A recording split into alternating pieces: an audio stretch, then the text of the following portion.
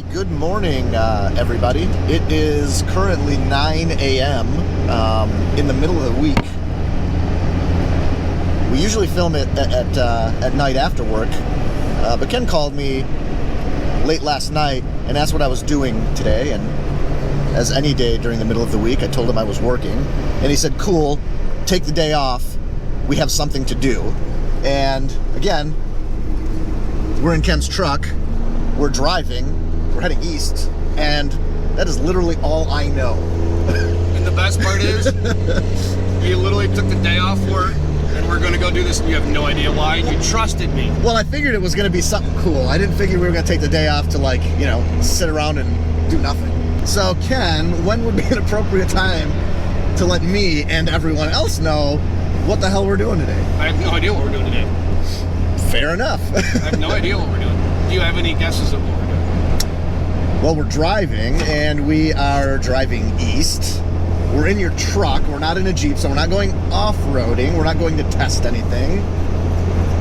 My guess is, again, we didn't bring your Gladiator truck. We're in your big Dodge diesel.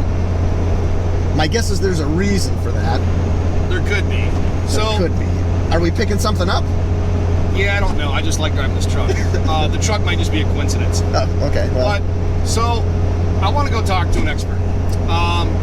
When we go on our trips... Is this expert in Michigan? Yes. Okay. They are. I guess that's one question I didn't ask. Just how long we're going to be gone. We are staying in Michigan. Right. We're staying in Michigan. Every trip we go on, we have a lot of fun. Yeah, absolutely. But there's just something about my Jeep that drives me crazy. And I know that yours doesn't bother you. You like your Jeep. I love my Jeep as well. But every time we go on these trips and we get in the mountains, I just want more power. More horsepower. I know. So I've been looking at like Edelbrock superchargers, Magnuson mixed superchargers, Sprint Tex is coming out. You've got RIP chargers, which we can eliminate them right off the top. We have had conversations about superchargers. I know. And you kept going back to you didn't want one.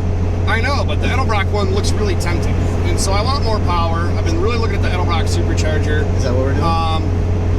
Maybe. Are you getting a supercharger? Maybe we get a supercharger. And then there's actually a company down in Florida that's doing LS swaps. We got a couple companies doing Hemi swaps, but which I remember we had that conversation too, and you're like, that seems engine swap. It's a little extreme. Well, that's what you said. It seems like a bit excessive just to get a little bit more power. So exactly. So I think. So you're getting a supercharger. Supercharger probably. You getting a supercharger? So the problem with the superchargers on our motors is that they're really high compression motors and they don't like power adders. So I'm really hesitant to put the supercharger on. So I think we should go talk to an expert about adding power to our Jeep and what's the most reliable way to do it. Because my fear is we put a supercharger on there, and if these high compression motors don't like it and they're blown up left and right, we're going to be stuck in Arizona with a blown motor. Yeah, that doesn't sound good. So I think we should go talk to an expert about some power adders and get some opinions on how we should deal with this. Because I need power. Dude, it's driving me crazy. I don't know where we're going. I know you don't. That's awesome. That's the best part. That's amazing. I'm along for the ride, so hey. I think we need to figure out how to get more power in a reliable form. Okay, I'm going to turn the camera off. I want to get more info.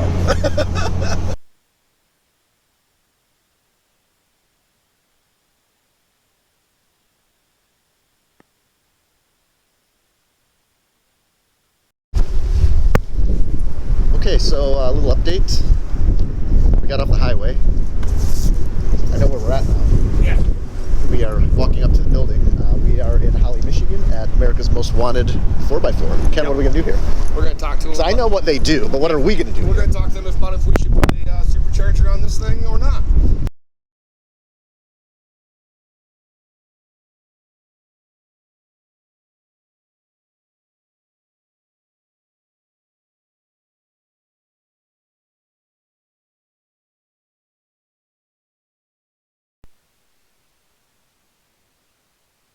So what's your frame program?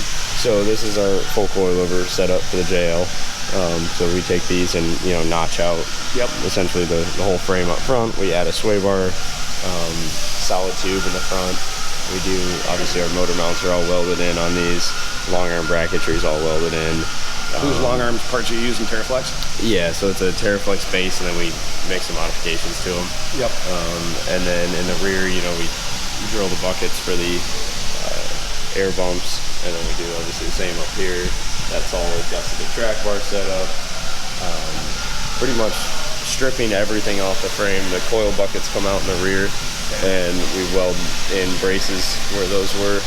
So we pretty much strip all the junk off of it that's their OEM, and you know, this is all aftermarket, and you know, these are all high ups. You get as much bump as you can. How much They're all width is this thread in at right now? 4 inch, 4.5? It's just about 3.5 when you get it all set down. It just obviously depends on your coil rate, you know. Yep. But the coil rate we use sits just about at a 3.5 inch. That's awesome. So, but yeah, so these are all adjustable DSE shocks. They're extremely hard to come by right now, but Everything's hard to come by right now. yeah, those things are. Yep. Those are impossible. So, yeah, it's a 2.5 inch, 12-inch coilover. That's fucking sweet. So when are you taking that to Barrett? Barrett's January 22nd. So Oh, yeah, we'll have it. Yep, we'll have that stuff out there. To the auction down there.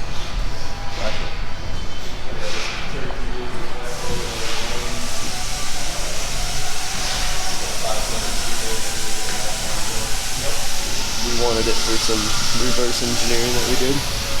With the full coilover.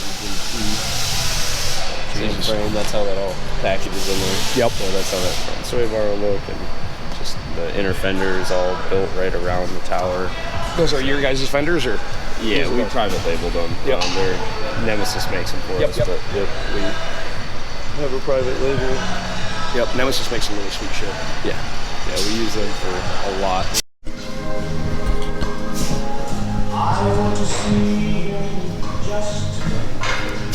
Yeah, nothing like a Elephant Gladiator being built. You want a Elephant Gladiator, dude? You want a 1,000 horsepower Gladiator, buddy? That's awesome. That's pretty dope.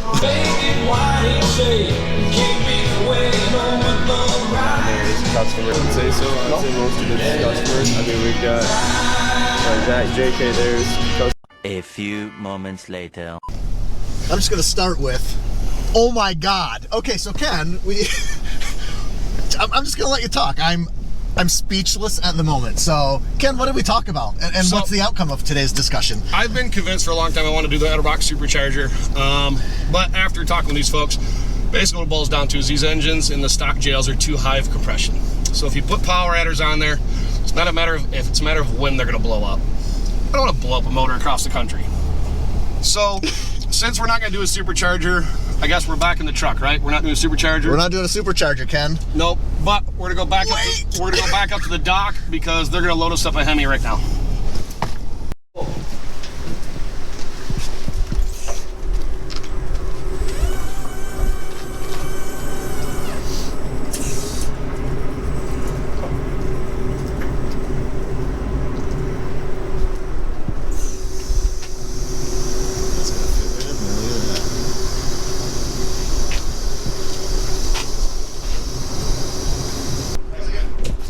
Thanks, man.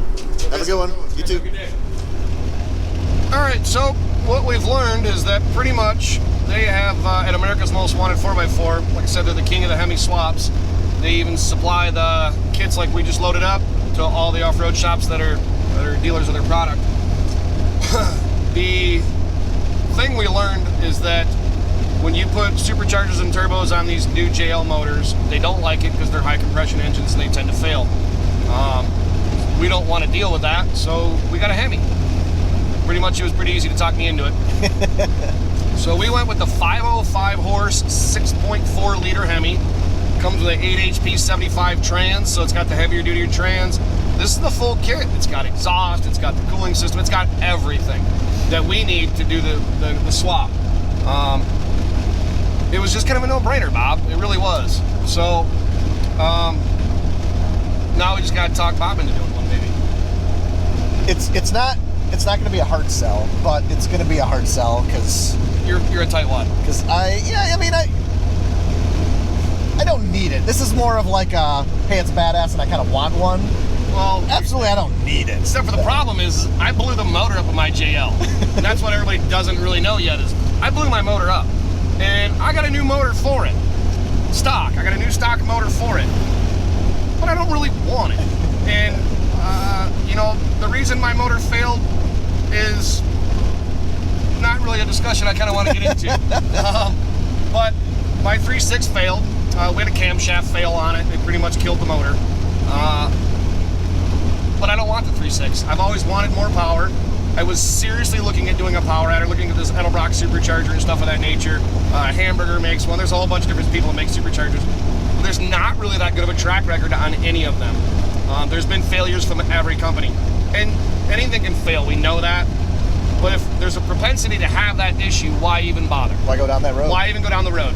By the time you do a supercharge, you're at half the cost of where we probably need to be. So it just didn't make sense. We just got the Hemi. Just cut all the bull crap out, go right to the Hemi and be done with it. We did it. So we are now going to start doing some videos showing you guys our Hemi swap. Subscribe now if you aren't already, because this is about to get epic. Yeah, this is gonna be pretty fun. And then we're gonna see how easy it does burnouts on 37s. Probably very easy. Any concern about your axles? They might not live long. They may not be long left for this world. Huh? Probably not. We might end up taking all the JL goodies from my axles and putting them on my Gladiator and getting some new axles maybe. But I actually would like to wheel with it a little bit with stock axles. They're built and they got all RCVs and everything, but the ring and pinion is going to be the weak link. Yeah. And I know that, I'm not naive. But I'm also not a throttle jockey. I like rock crawling, not rock bashing. So I think there's odds that they would actually live a pretty decent life because I'm not hard on the throttle at all.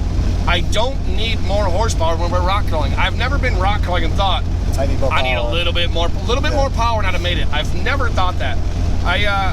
My Cherokee's got a 4-liter in it. I did rock crawling with that for 15, 18 years. Never had a problem with the stock power output for the way I drive. The beauty of this Hemi is Nebraska, Colorado, the mountains.